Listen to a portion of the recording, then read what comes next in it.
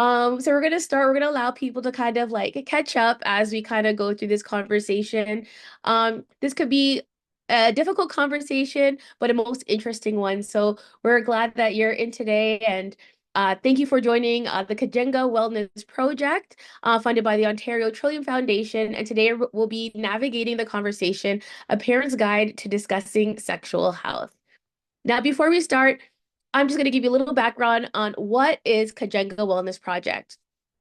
So Kajenga is a Black-led grassroots project designed to initiate supportive community resources for children, youth, adults, and families in the Durham region. We strive to build our community foundation, promote holistic teaching and education, and promote mental wellness and healing from trauma.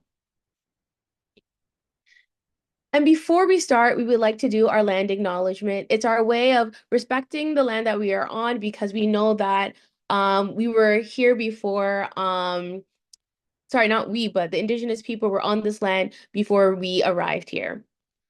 So for the land acknowledgement, the region of Durham exists on land that the Mishisagig, Shinabeg inhabited for thousands of years prior to European colonization. These lands are the traditional and treaty territories of the nations covered under the Williams Treaties, including the Mississaugas of Scugog Island First Nation, Alderville First Nation, Hiawatha First Nation, Curve Lake First Nation, and the Chippewa nations of Georgina Island, Beausoleil, and Rama. We honor, recognize, and respect Indigenous peoples as rights holders and stewards of the land and waters on which we have the privilege to live. In our efforts towards reconciliation, we continue to build and strengthen relationships with First Nations, as well as the large Métis communities and growing Inuit communities here in Durham.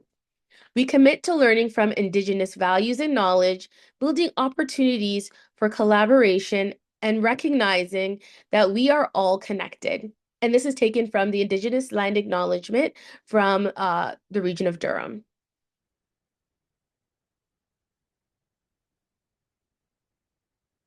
Now, as we start, let us introduce our facilitator, Zainab. So Zainab is the ACB HIV Prevention Alliance project coordinator who is passionate about health equity, sustainability, accessibility, and liberation for all who are oppressed under the systems of white supremacy. As a graduate from Carleton University with a degree in cognitive science and a concentration in psychology and cognition, her initial interest lay in science. However, she has worked in communications for over 5 years and has been volunteering and working in the HIV/AIDS sector for over 6 years. Community building, outreach, health promotion, and research are her main areas of interest, and she hopes to teach and grow more in the future so we can make work of making a better tomorrow. So thank you so much, Zainab, for being here. We're so excited to have you. Thank you for having me. I'm very excited to be here and share this presentation with you all. So I'm going to stop sharing so I could lend you the screen and feel free to carry it away.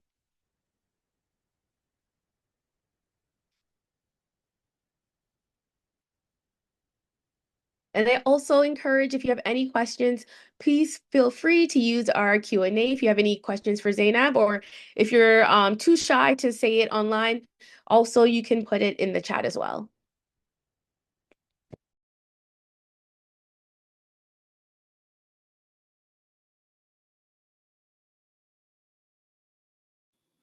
Okay, sorry, my computer's a little slow. I'm just opening it up.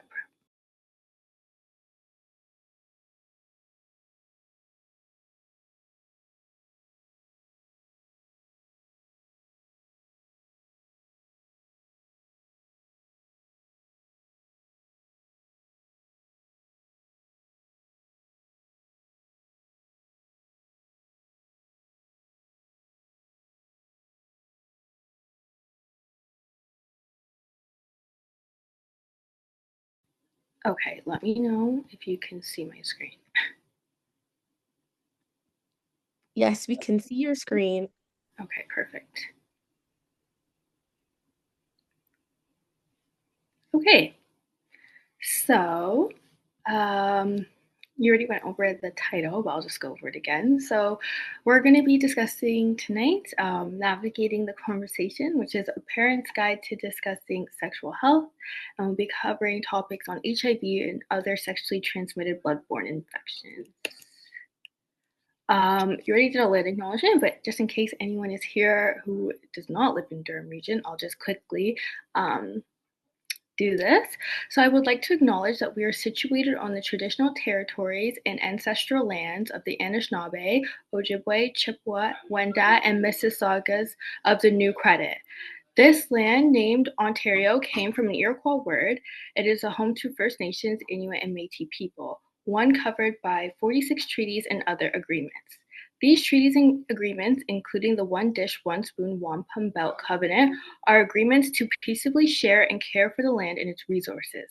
As settlers, immigrants, and refugees in this generation and generations past, we are fighting to secure resources for racialized communities, trans, and non binary people. But we will also not do this at the expense of our Indigenous sisters or their communities.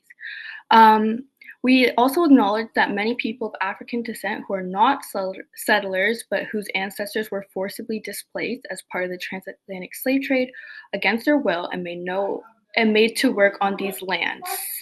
We recognize the lasting impacts of historical and ongoing colonialism, and we honor and pay tribute to the ancestors of African origin and descent. Okay, so I'll just quickly go over the learning objectives. So participants will become hopefully more familiar with HIV and other sexually transmitted bloodborne infections, including prevention strategies, testing, and hopefully participants will leave this meeting feeling more knowledgeable and confident in discussing HIV and STIs with their children and having practical strategies and resources to facilitate open, informed conversations that promote awareness, prevention, and healthy attitudes towards sexual health. Okay, so this is a safe space, so we want to make sure that we're promoting confidentiality. So whatever is said in this space, just making sure that if we are talking about our own experiences or other people's experiences, maybe we don't need to share names or anything. So we want to also make sure that we're speaking for ourselves and our own lived experiences. We want to respect others' comments and/or questions. And I also want to foster participation. So I actually can't see the Zoom screen. So if anyone has any questions, just kind of just unmute yourself, or someone can monitor the chat for me. That'd be great. Okay. Wait, are there any questions or anything before we get started? No? Okay. So ACB health equity disparities. ACB communities represent only 3.5% of the Canadian population, but they account for 21.7% of all new HIV diagnoses in Canada. In 2019, ACB women, and ACB stands for African Caribbean or Black, or and. So ACB women represented 60% of new HIV diagnoses among women in Canada.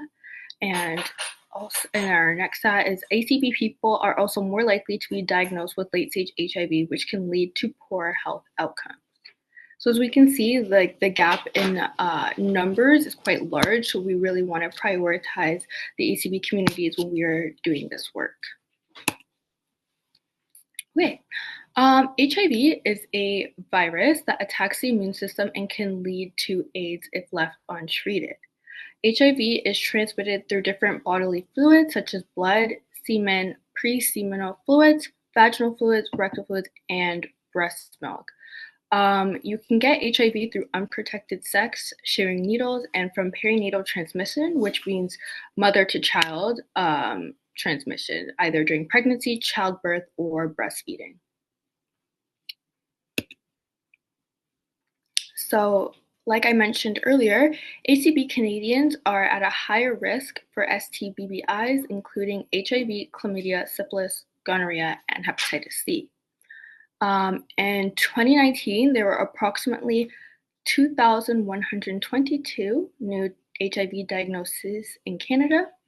And chlamydia and gonorrhea are the most commonly reported STIs in Canada, with approximately 139,000 and 35,000 new cases, respectively, reported again in 2019. Viral hepatitis impacts over 600,000 Canadians, and many people are unaware that they even have these infections. So that's why, as we'll touch on later on, it's important to get tested. Okay, so I kind of went over this, but some modes of transmission of HIV and other STBBIs are shared needles or other equipment used for injecting drugs, anal sex, vaginal sex, or oral sex.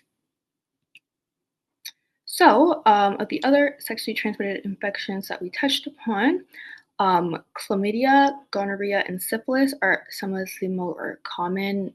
Syphilis is not as common anymore, but chlamydia and gonorrhea are actually on the rise right now. So it's important that we're aware and that we're vigilant in our testing and knowing more about them in general. So in regards to chlamydia and gonorrhea, penetration and or ejaculation are not required for transmission. Around 70% of women and 50% of men with chlamydia have zero symptoms. And when they do occur, they may only occur several weeks after initial exposure to the bacteria. And that's for chlamydia. And in regards to gonorrhea, again, penetration and ejaculation are not required for transmission, and most women don't actually develop any symptoms for gonorrhea, but most men do. And symptoms may appear 2 to 7 days after infection. In regards to syphilis, it can be transmitted by direct contact with bacteria contained in syphilitic sores/rashes. So, syphilis usually progresses through 4 stages: primary, secondary, latent, and tertiary, which each stage producing different symptoms. And many symptoms of syphilis mimic other illnesses, which can make it difficult to diagnose. So that's why it's important to regularly go and get tested, because say a symptom of syphilis comes up and you go to the doctor, they may diagnose it as something else. Um, so yeah, some people may experience symptoms of syphilis, but others may not. Okay, so I have an activity which is a myth buster. So for the first one, I'll kind of do like a true or false, even though we didn't really touch upon monkeypox, but that's what mpox stands for. I'll just ask the audience if anyone thinks mpox is a sexually transmitted disease. True or false? You could type your answers in the chat. I can't see the chat, but hopefully someone will read it out for me if anyone. Yeah, don't worry. I'll read it out for you. Okay.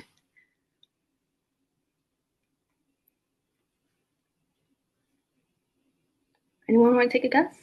It's okay if you don't know, but a guess is fun because there's a 50% chance that you get it right.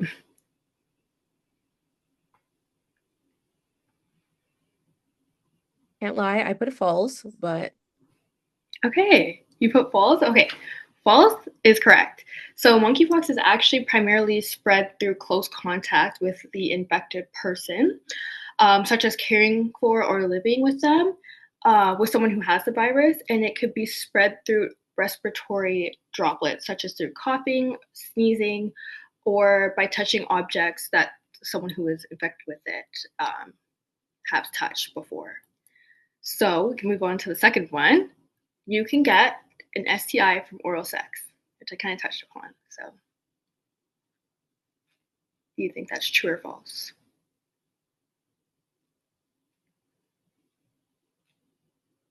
so we have one true.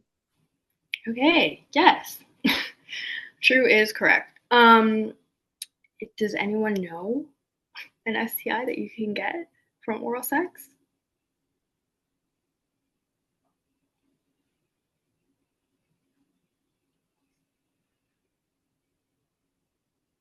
Does one start with an H? Yes.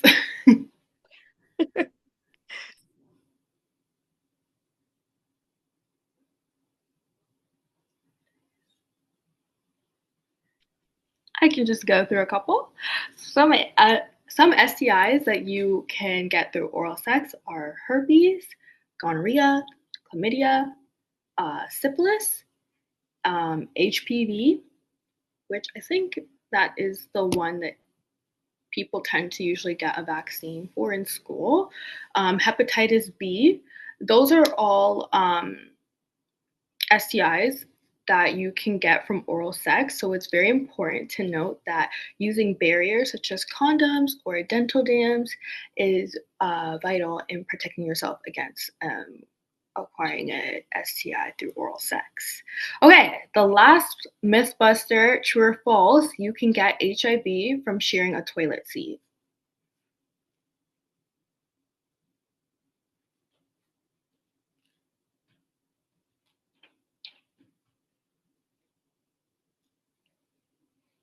So we have some false. False is correct. So I went through the modes of transmission earlier, but HIV is transmitted through different bodily fluids, and you cannot contract HIV through kissing someone. You don't get it through saliva or just touching someone who has HIV or something that they have touched.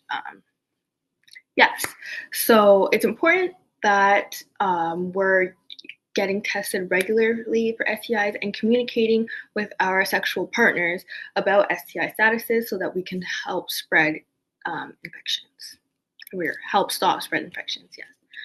Okay, so for the next slide, testing for HIV and STBBIs.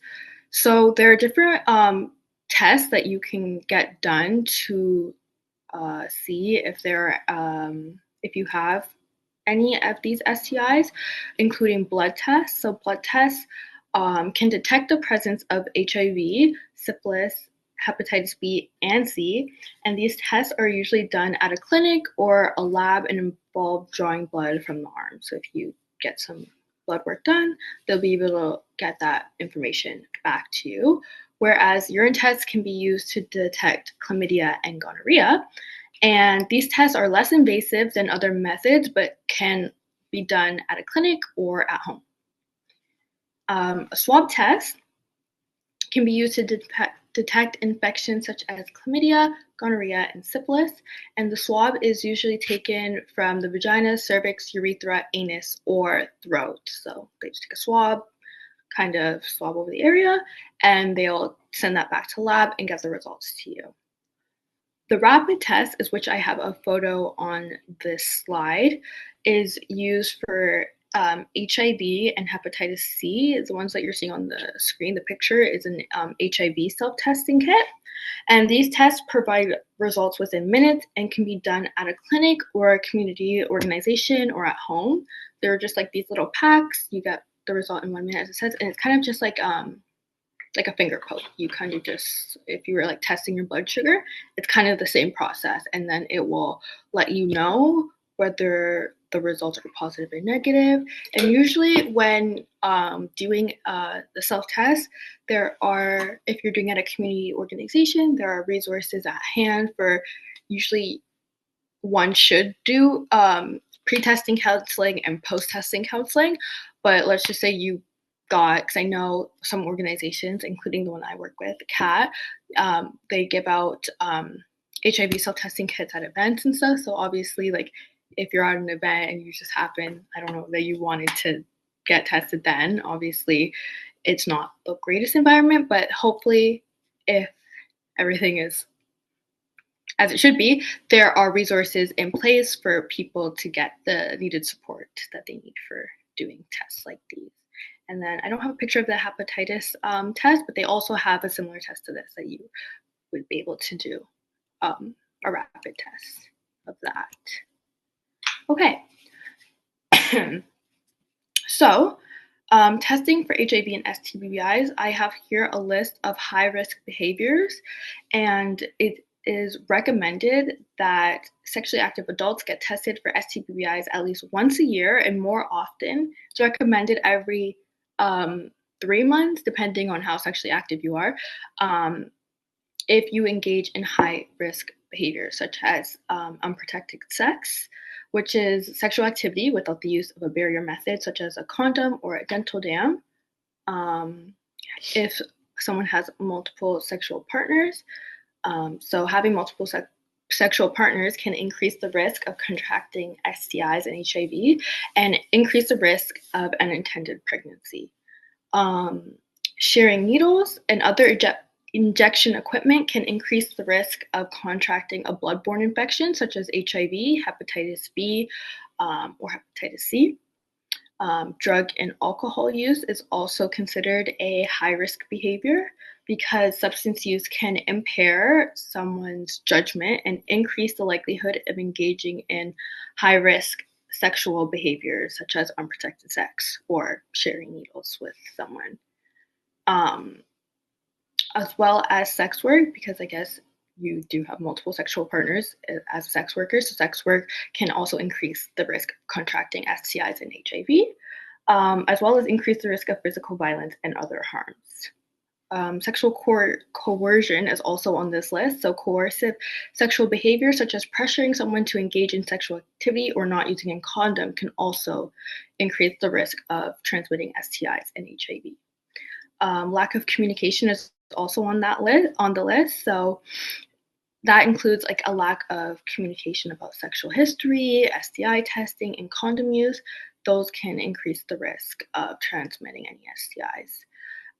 So engaging in any of these behaviors does not make someone bad or irresponsible. However, it is important to be aware of the potential risks associated with certain behaviors and take steps to reduce them through safer sex practices and other harm reduction strategies.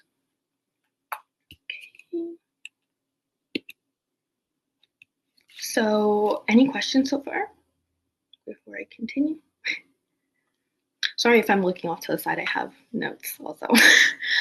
So testing for HIV and STBBI, so it's important to detect infections early and to prevent the spread of infections. Oh, I have that twice. Okay. Yeah, so since ACB Canadians are among the communities that are disproportionately affected by HIV and other STBBIs, regular testing is crucial for the health and well-being of African, Caribbean, and Black Canadians. Accessing regular testing services can help detect infections early, prevent the spread of infections, and ensure that individuals receive appropriate treatment. However, ACB Canadians face several barriers in accessing testing services. So those barriers can include language and cultural barriers, a lack of awareness about testing services, stigma and discrimination, and limited access to healthcare services in some communities. I don't know if anyone wants to share any thoughts on ways that we think we can address these barriers.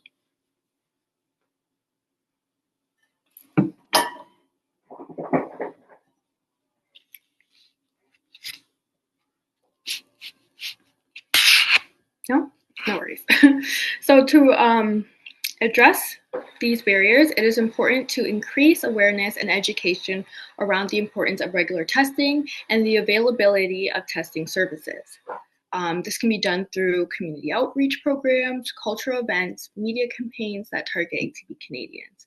And it's also important to provide testing services that are culturally appropriate and accessible, such as providing testing services in languages other than English or French, and ensuring that testing services are available in communities where ACB Canadians are living.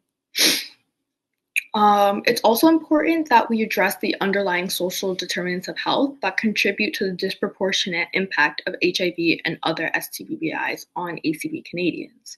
So some of these social determinants include poverty, discrimination, stigma, lack of education, employment, food security, and all of those can impact someone's ability to access healthcare services.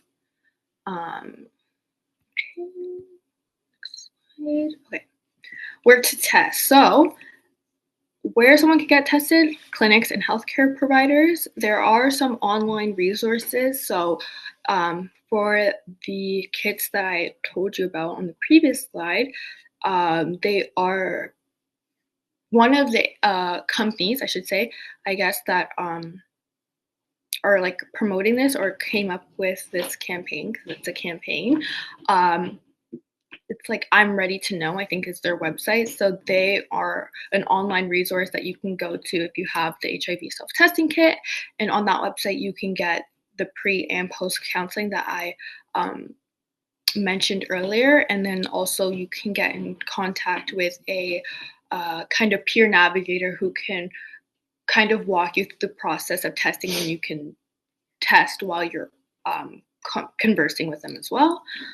Also, different community organizations, like I mentioned before, and telephone hotlines. So the ACB Canadians can call telephone hotlines such as the Sexual Health Info Line, which I put the number on the screen, and or the AIDS and Sexual Health Info Line to access other information on testing services.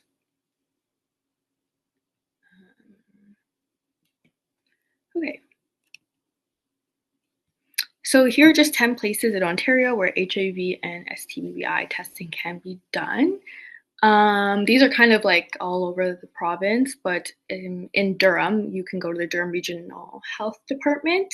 And I also, on another slide, have more options for the Durham region, but these are just some places in Ontario, since this project is province-wide. So we kind of provide resources for anyone who lives in Ontario. Okay, treatment and management. So for HIV, if you test positive for HIV or any other STBBI STBBIs, treatment and management options are available. And it's important to note that specific treatment regimens recommended will depend on the type of infection, the individual's overall health, and other factors. So for HIV, a doctor usually prescribes antiretroviral therapy, or ART as it stands for, and that's the recommended treatment for HIV. So antiretroviral therapy is a combination of medications that work to slow the progression of HIV and prevent the virus from replicating. So this can help improve a person's overall health and reduce the risk of transmitting the virus to other people. So the benefits of ART include improved immune function, decreased risk of opportunistic infections, and a longer life expectancy. However, the potential side effects of ART can include nausea, diarrhea, headache, and fatigue. Individuals on ART must work closely with their healthcare provider to monitor for any potential side effects and adjust their treatment regimen as needed. So just like with any medication, some people react well, others don't. It's important to just keep in contact with your healthcare provider and just have that open line of communication.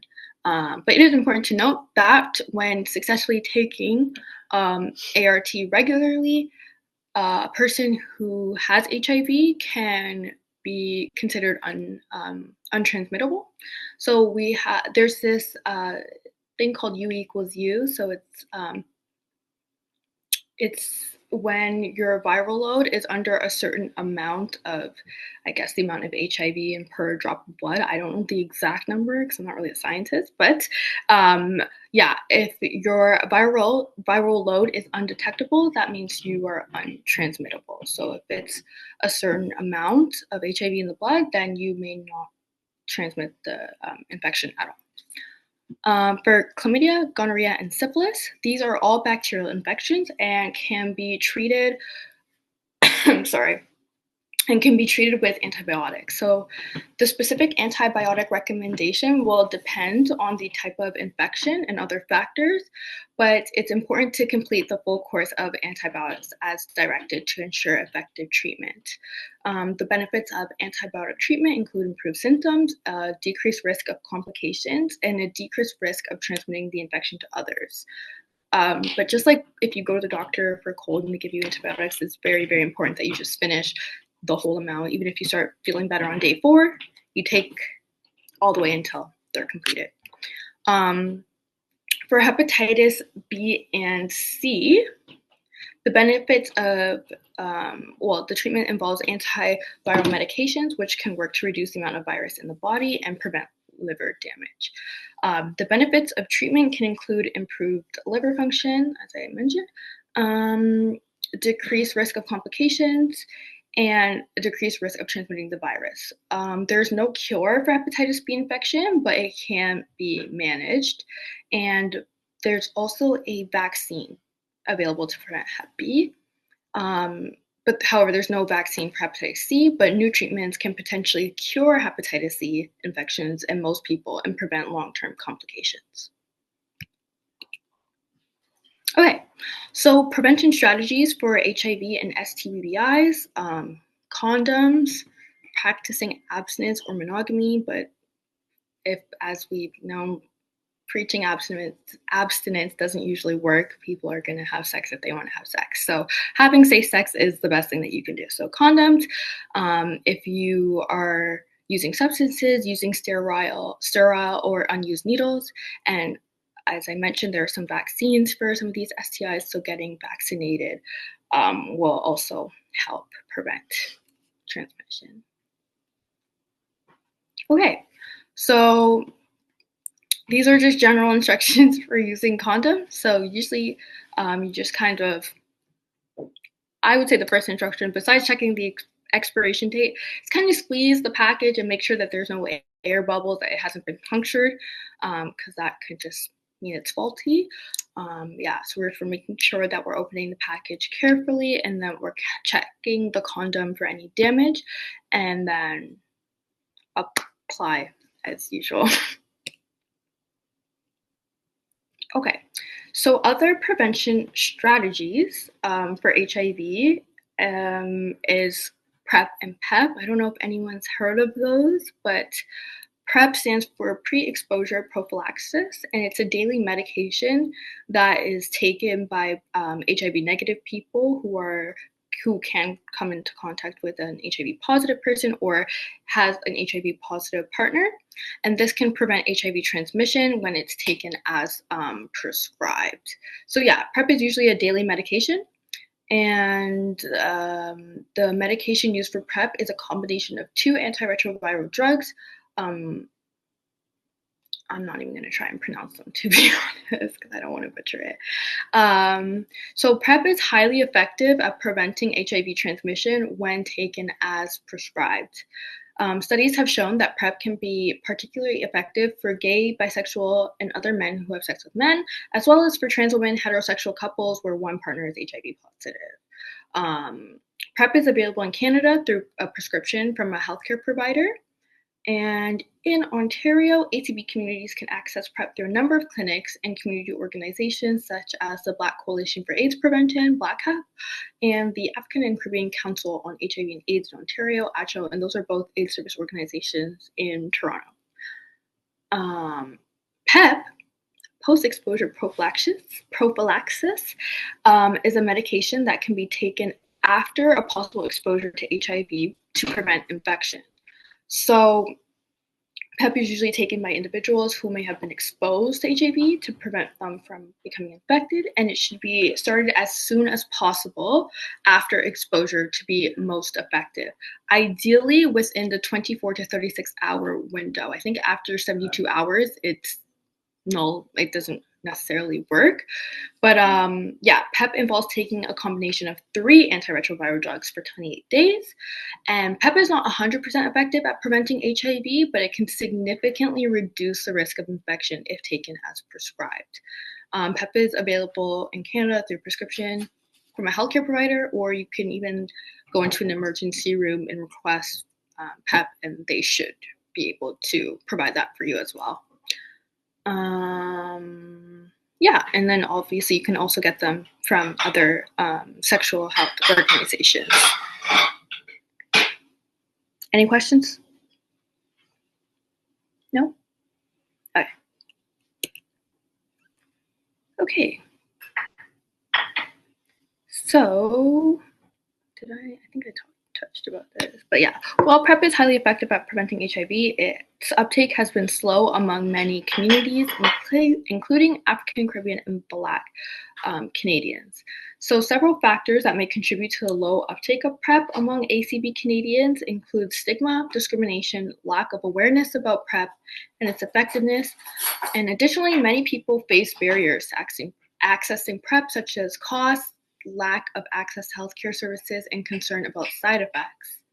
So, to increase PrEP uptake among ACB communities, strategies include increasing awareness and education about PrEP, reducing stigma and discrimination, and improving access to PrEP through public health programs and insurance coverage. So, obviously, the more it's covered, the more people will be, and the more it's talked about, and the more people know about it, the more people will be willing to have this as a tool to use.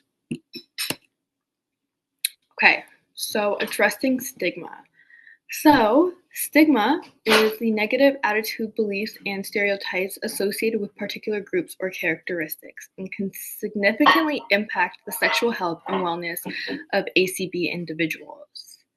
So, this leads to delayed avoidance of seeking sexual health services.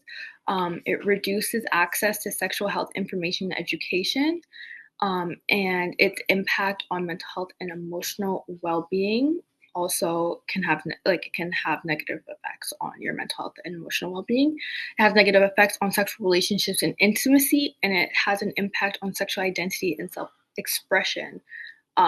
So yeah, stigma is just, it's not fun. It's like feeling like like I mentioned before, negative attitudes or beliefs that causes a sense of shame that really may inhibit people from the things I mentioned, like accessing sexual health information or education. If you feel shameful that that someone contracted an STI, you may not be willing to like seek out that care because you have to tell someone.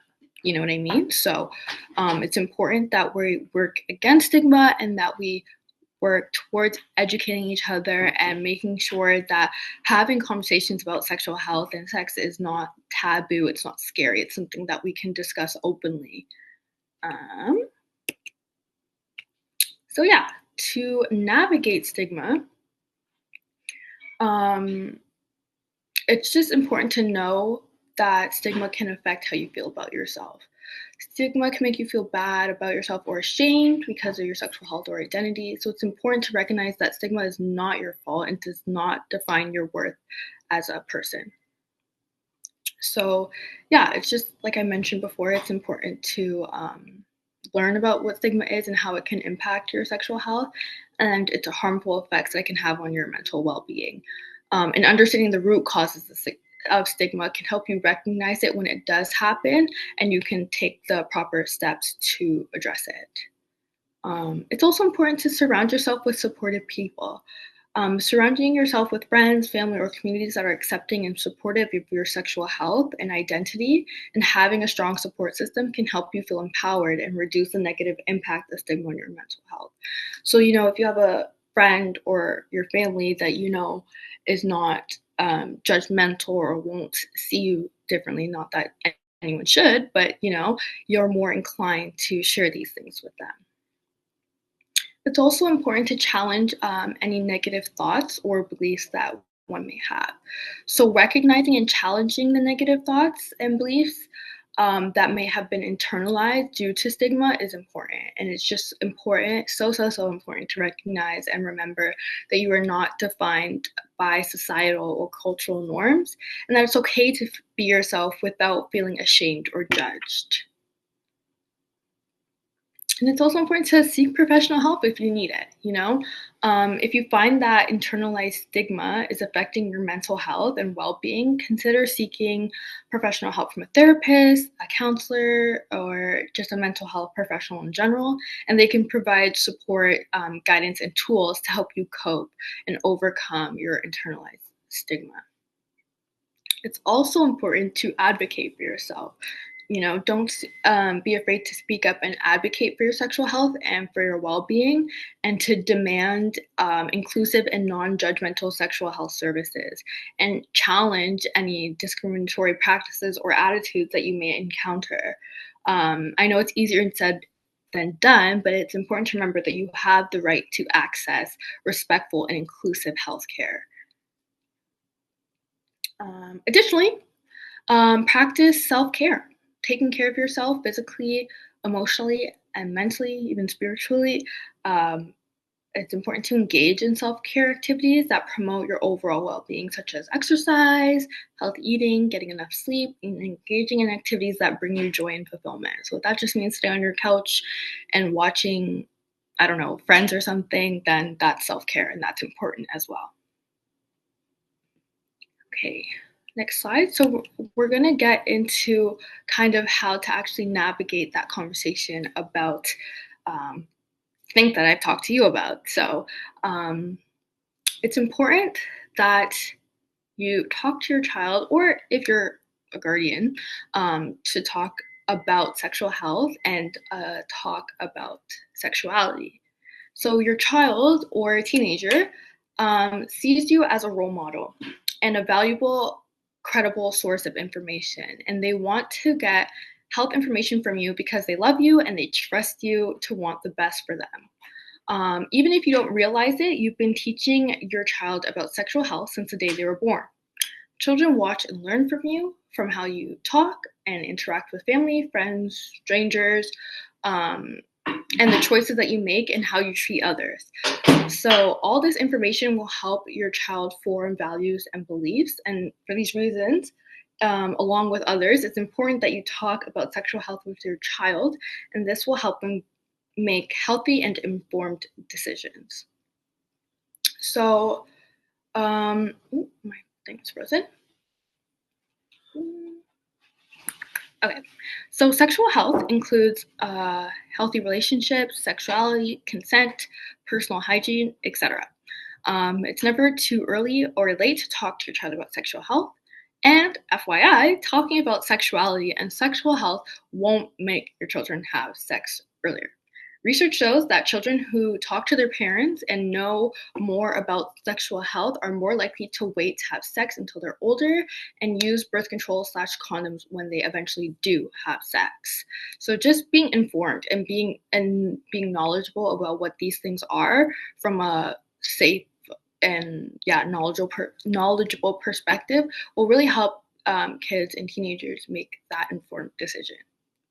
I mean, like, I don't have kids, but I would like to imagine that, well, I have parents, so I can say from like a child's perspective that when I personally was younger, I had my mom gave me and my sisters the sex talk, and it really helped just to know about these kinds of things and just being able to make that decision and feel comfortable with like having that conversation with your parent. Yeah, so I'll be giving some tips for how to have that conversation about sexual health at any age, um, whether you want to start young or when they're older, that's your prerogative as a parent. So, step one is to be an askable adult. So, this means that your child feels confident and secure coming to you, they feel respected and heard. Um, Start early and talk often. So that kind of just means like don't try and cover everything all at once, but don't worry if you think you've said too much. If you haven't started the conversation with your child yet, it's not a problem. It's never too late to have that conversation. It's also important to keep the language simple and age appropriate. For example, a 3-year-old may be satisfied with a baby grows in a special place inside the mother's body called a uterus, whereas a 6-year-old may have more questions about how the baby grows and may want to know how it got there and how it will come out. So it just obviously you know your child best, so kind of just keeping it age appropriate, like I said. And it's also important that we use proper terms for body parts and body functions. I know sometimes it can be like uncomfortable and maybe um, you just I don't know don't feel comfortable, but it's very important because it can confuse children when some body parts have more than one name and not other body parts. And also using proper terms can also help protect your child from abuse, as you can be specific and clear when talking to them about inappropriate touch. So they will also have the words to tell you or a trusted adult if they feel something has happened. um, Number 5 is use teachable moments to begin to talk. So, talk about issues that they come up in TV shows, movies, ads, music, the news, and in the community. And then it'll be also a good time to discuss your values and beliefs at the same time. So I know growing up, me and my sisters loved watching Glee, and some of the cast member or some of the characters in the show are gay or have different sexualities. So it's good that you have an example on the screen, so you could just ask your parents, or as a parent, you could just ask your child the things that they come across and if they know about this and that kind of stuff. And then it'll be easier to kind of insert your personal beliefs in that kind of stuff as well. What else? Finding out what they already know. So ask your child or teen what they can tell you about a certain sexuality topic. Older kids in school will hear comments or words that they don't necessarily understand, and asking them what they know can allow you to correct any wrong information. And then talk more about the facts. Like, obviously, if it's appropriate, but if you have while giving them like the facts about what this is, how things work or whatever, you can talk about the feelings aspect of that. Things that like talking about your feelings is important because, like, for example, if anything uncomfortable comes up, like, why do you find this uncomfortable, or vice versa, or not vice versa, but like things like that. You know what I mean? Examining the feelings that also come with talking about these intense topics. Okay, more. So give resources. So it's important to make sure that there are resources in your home where your kids can get correct information.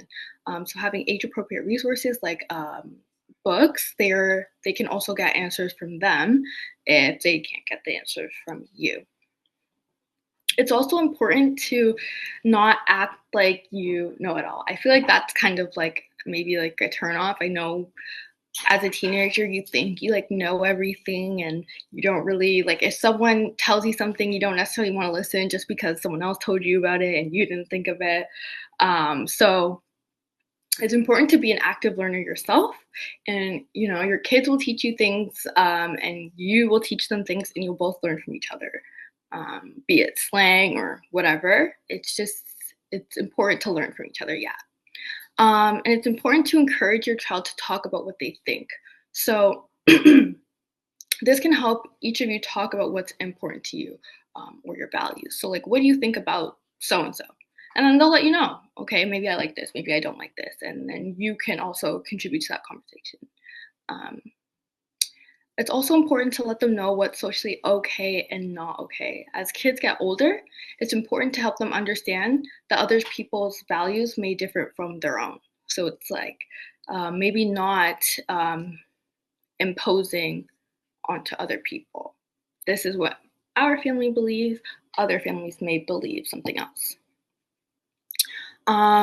When your child asks a question, it's important and to do your best to answer at the time that they ask. If you don't know the answer, that's okay. You can suggest finding it together, or tell them that you'll find out and get back to them. It's important not to put it off, as they might think that it's not okay to talk about, or that you may not be a reliable source when it comes to finding out this information. Lastly, it's important to keep a sense of humor.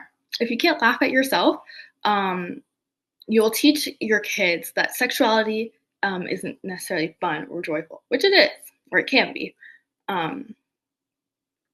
However, it's important not to use humor to belittle or make fun of your child's questions. Keeping a sense of humor about sexuality will enliven the conversation and ease the discomfort or tension that often goes along with having sex talks.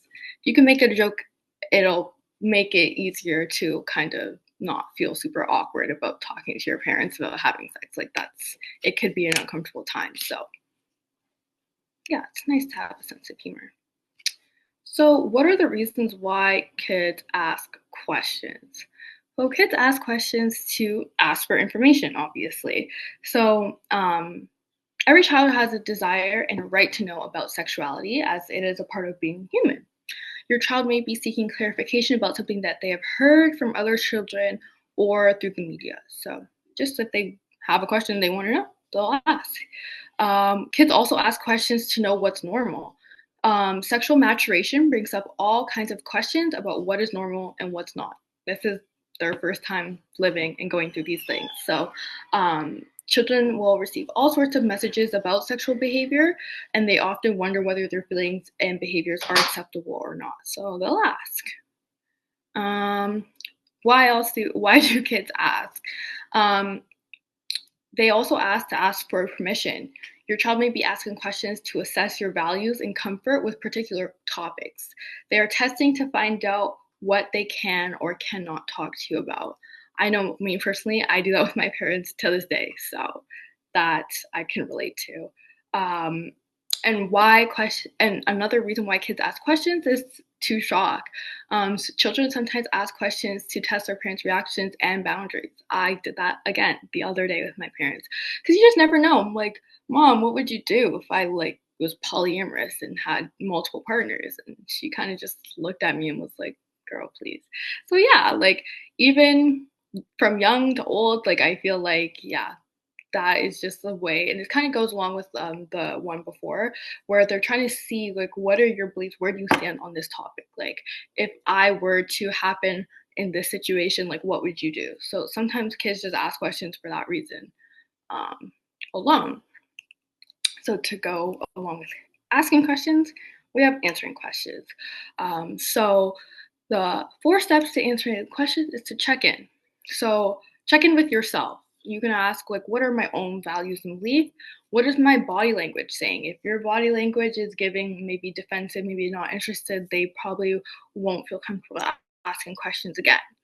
How does my voice sound? And can I answer this question right now? Do I have the capacity to answer this question? The second step I would say is to affirm. Thank you for asking me, or that's a very quick question. I'm so glad you asked, or I'm the perfect person to talk to about that, or lots of people your age wonder about that. It's just to make them feel good about asking you questions and coming to you for that so that they know that you're a source that they can come to in the future. It's also important to clarify. So you can ask things like, can you tell me what you think, know, or understand about what they asked you? Can you ask me the question again? Can you tell me where you read or heard or saw about what you're asking about? Just to know, like, are they getting this from the internet? Are they getting it from school? Are they getting it from their friends? It's just important to know. And then answer the question. So fill in the gaps in their knowledge, or you can find the answer together. It's important to provide the scientific information when it comes to discussing about sexual health, and provide your family values and beliefs and explain how they may be different from others. So if you're religious, maybe that will reflect how you go about these conversations, or if you're not religious, or whatever you may believe in. Teenagers. So this period of development can easily be compared to the terrible twos, which is kind of spooky.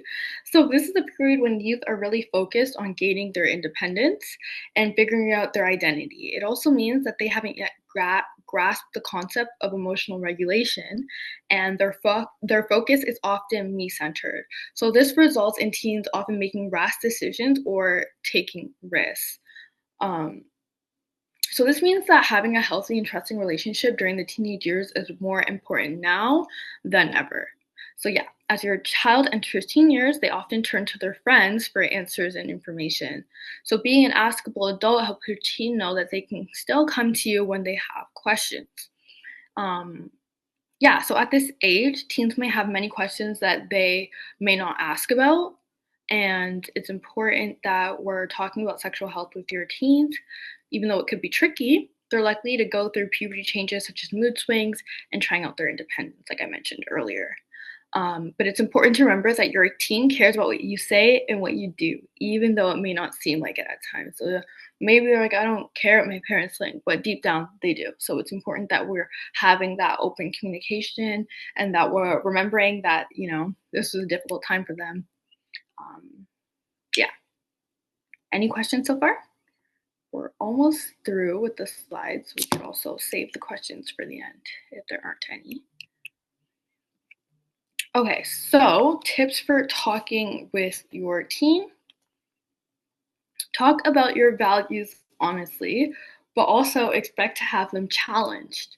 Like I said before, teens want to be independent and have their own identities, and you want that as a parent as well. But also, it's important to say what you believe and model it in your own life as well, because even though you say something, they're also watching you all the time. So it's important to practice what you preach. Um, Help your teen learn. Use both bad and good experiences as teaching moments. So if something happens or you remember a story, you can use that to have that kind of conversation with your teen. Also, use inclusive language. Um, it will show your teen that you will support them if they're exploring their gender identity or sexual orientation. Regardless of the results of the exploration, they will know that you want them to be their authentic self and they will feel loved. Um, you can also play the what if game. Ask them a question like, what if you, your partner, or your friend got pregnant? Or what if your friends asked you to do something that you weren't comfortable with? What would you do? Try not to judge their response to these questions, but talk with them about the possible consequences. It's also important to speak to them as a mature person. So that kind of just means like use the correct terms to show that you respect their age and their knowledge, you know. They're not necessarily a child. And even with children, like I mentioned earlier, it's still important to use um, the correct language and to address body parts as what they are and not come up with names for them. Um, Accept that you can't control everything that your teen does. There may be times that you don't approve of what your teen does, but it's important to make sure that they know that you'll always love them no matter what they do and that you won't abandon them. However, make sure that they understand that they are accountable for their own actions. Again, try not to talk down to your teen. You know, they're growing and they're old enough to have mature conversations. And it's important to also respect their views as long as, you know, as well as maintaining yours as well. And like I mentioned before, it's important to model responsible health conscious decisions. So, you know, whether that's drinking or whatever. Using substances or whatever the case may be, if you model responsibility, then they'll know subconsciously, even, you know, this is how my parents are. Maybe I want to be like my parents. Like, I want to be responsible in that way too. So, here are the resources that I have that are like derm specific. So, you can, like, I think this is being recorded, but you can write them down or take a screenshot of, or anything of the sexual health centers or organizations that are in Durham that you can get tested at or receive sexual health information and resources from as well. So I'll just spend some time on this slide. If you want to write down anything.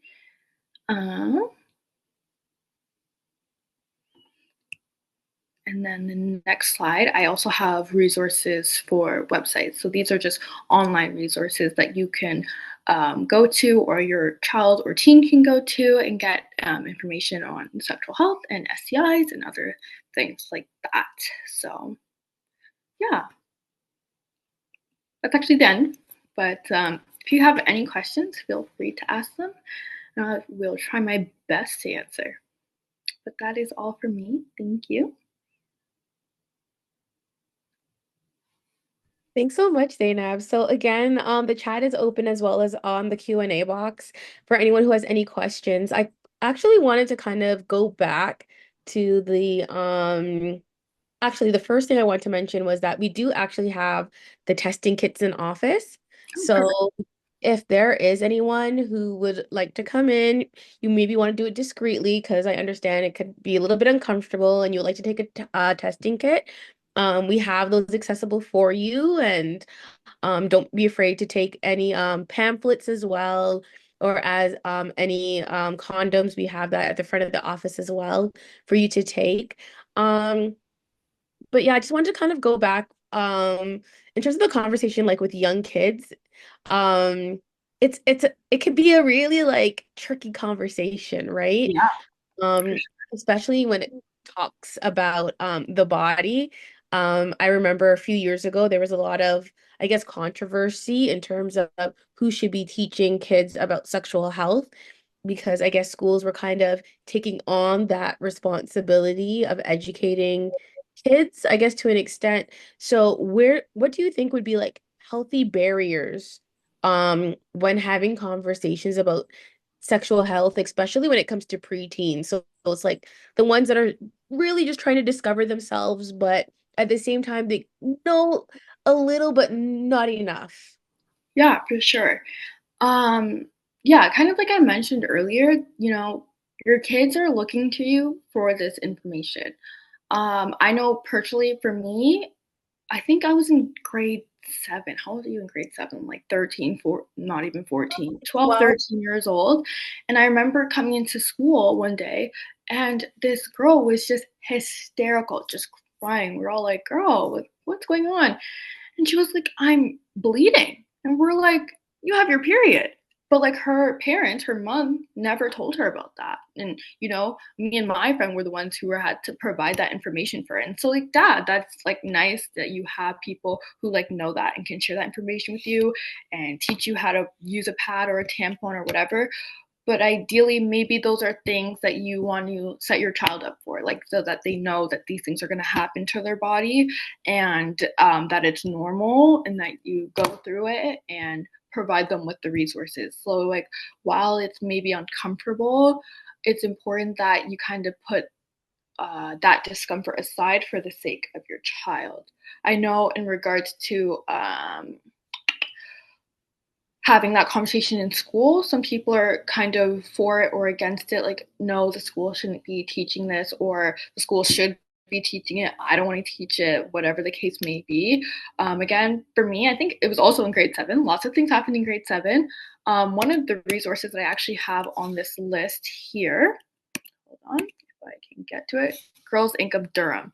So our school actually had Girls Inc. come in to the school, and they separated the girls from the boys, and they gave us the boys their own sexual ed class so that they can ask all their questions, and the girls their own sexual ed class, and so that we could ask our questions. And they taught us in environment that's like separated from gender. Maybe you agree with that, maybe you don't, but the conversation was had, and we were able to have that resources of learning about our bodies, because some people, yeah, aren't comfortable having that conversation.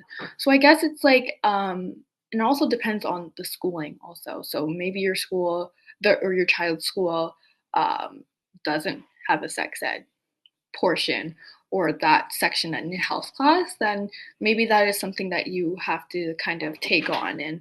And also there are resources like on this list that you can go to maybe with your child and learn together, make it an experience. So I think it's just kind of, while it can be uncomfortable and maybe difficult, it's important because it's everyday life.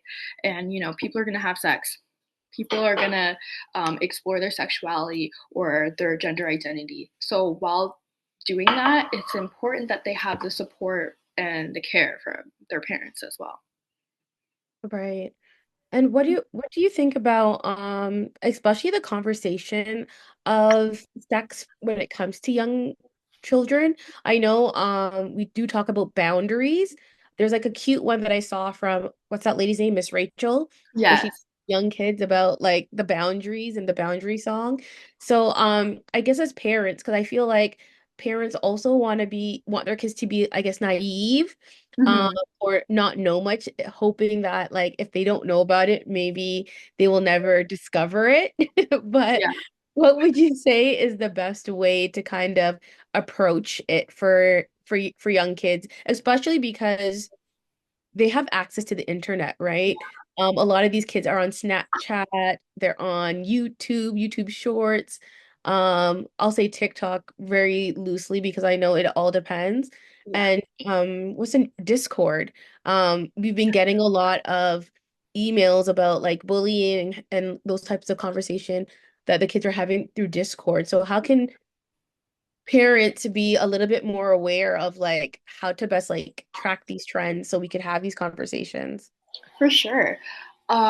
So when it comes to like boundaries, that I kind of briefly mentioned it before, but having resources in your house. Maybe if you don't want to have a conversation, if you buy a book about consent and touching or whatever, and read it to your child or tell your child to read it, maybe you don't directly have to have that conversation, but there's still a safe and like uh, resource for them to go to. You know what I mean? So yeah, I would say like books, websites, and also I know that was such a thing of the past. Like my family had like a desktop that we kept in the living room that like everyone can see what you're doing. But now we're in the day and age of like iPads and stuff. Like have those um, internet safety locks, I guess, or on those devices if they're young. Because again, if your child cannot get that information from you, best believe that they're going to get it from somewhere else. And it's like, okay, would you rather them have that information coming from a trusted adult or some random sketchy website on the internet or other kids who don't necessarily know what they're talking about because they talk to each other, you know? They're on Discord and Snapchat and all these things, and they're having these conversations whether we know it or not. So I guess it's just important to kind of be involved and know um, what your kid is looking at on the internet. If they're on their iPad all day, what are they looking at? What are they doing? I feel like it's important to be involved and know what's going on. Obviously, as they get older and teenagers, you kind of want to respect their privacy a bit more. But I feel like for sure, if they're young and like preteen, it's important to be involved and make sure you have. If you're not willing to have those conversations, have those resources readily available in the house. Awesome. I don't think we have any other questions, so I'm just gonna do a quick share. Okay. And this is just more of a reminder for those that want to know more information. Will you be actually sending it so we could actually send it to those that either never got to attend tonight or did attend and wanted more information? So we could kind of send out that presentation. I think that'd be really For dope. sure. Yes, I'll send out the presentation. The resources that I have in the presentation are hyperlinked, so you can click on them and it will take you to the website. And I also have a feedback form that I forgot to get ready, so I'll just send that after. If you guys want to do my quick little survey for me, that'd be great. Yeah. But yeah, I will send that over to you after this. Awesome. Okay, so we would like everyone's feedback so that we know that we can continue to provide more workshops for everyone. So again, just scan the QR code and you can always connect with us. We do have more workshops. Actually, we have one more workshop before the end of the year. I can't believe it's already going into 2025, but we have one more and it's our Black men's health panel, which is going to be amazing. So we'll send links. Don't forget to follow us on Facebook, follow us on Instagram, visit kajengafamily.org. And I don't know, Zainab, do you want to kind of share where everyone could find you if they have any further questions? Yes, I will drop that in the chat, but you can always find my information on the CAT website, which is just www.cat.link. I'll put that in the chat, and I will also include my email. We also do other workshops. Oh, I did not include the website, sorry. We also do other workshops on settlement, mental health workshops, harm reduction, things like that. So it may not be delivered by me, but at CAT, you can check out our website and you will find a list of programs and services that we provide. Um, yeah. Awesome. Thank you so much for your presentation. It is always gold that we can really just educate our community when it comes to these topics. And thank you everyone for coming out tonight. And we look forward to have you at our next webinar or workshop.